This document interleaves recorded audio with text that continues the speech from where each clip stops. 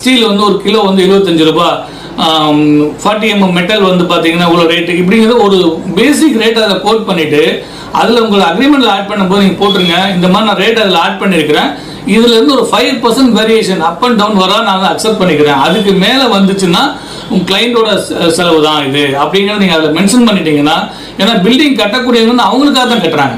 So rate ஏறும்போது நீங்கள் என்ன பண்ண முடியும், உங்களால் வந்து அந்த கான்ட்ராக்டில் வந்து ஒரு லிமிட்டுக்கு மேலே உங்களால் அட்ஜஸ்ட் பண்ண முடியாது. கடைசியாக என்ன பண்ணுவீங்கன்னா நீங்கள் குவாலிட்டி இல்லாமல் ஒன்று பண்ணுவீங்க, இல்லை அந்த பில்டிங்கை பாதியில் விட்டு வருவீங்க. அதுக்கு நீங்கள் அக்ரிமெண்ட் பண்ணும்போது ரொம்ப தெளிவாக பண்ணிட்டீங்கன்னா சில சமயங்களில் வந்து நம்ம ப்ராஜெக்ட் இந்த மாதிரி பண்ணும்போது கையை விட்டு போனால் போயிட்டு போகுது, இந்த நாம்ஸுக்கு நமக்கு வந்தால் நம்ம செய்யலாம் அப்படின்னு நீங்கள் பண்ணீங்கன்னா உங்களுடைய உழைப்பு வந்து அதில் வீணாகாது.